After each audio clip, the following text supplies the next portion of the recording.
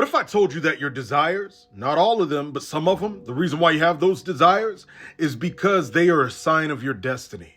Your desires are a sign of what you are destined to be doing. I prove it with scripture? I am anyways. Genesis chapter 15.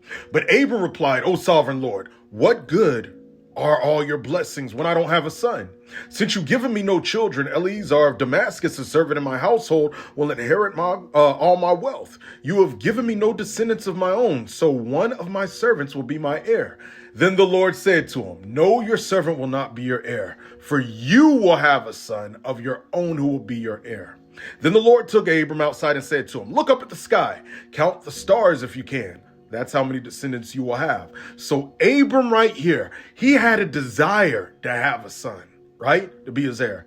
But he didn't know that it was already God's purpose for him to have a son. Not only a son, Isaac, who would birth, or through him and through his seed would come Jacob. And through Jacob, the 12 tribes of Israel, which eventually the Messiah, okay?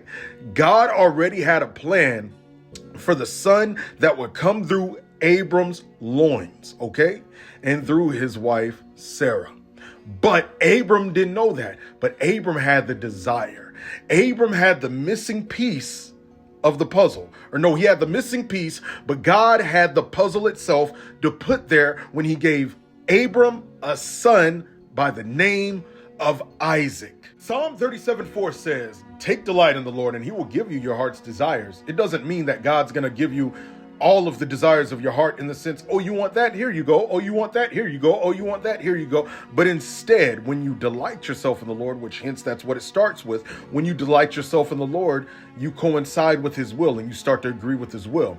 He will start placing his desires and the desires that he wants you to have in you. And those desires, they are linked to your destiny, because the reason you desire it is because it's supposed to be there. Now, this is some of the time, not all the time. There are some desires you need to cast away, but you need to test all your desires to make sure that the desires that you have are in fact what God put there. Think of that desire as a magnet, okay? And the God having the other piece, and it draws to you. And once the magnet gets stuck, boom, now you're complete. But don't always write off your desires as something foolish. Really pray and ask God if the desire is there because he put it there. You can follow for more. And this month, my wife and I are teaching a class that not many pastors teach on. Subject of sex in the Bible, a deep dive in the Song of Solomon, how the enemy took it and perverted it with sex magic and more. Click the link in my story or bio to sign up in the email list.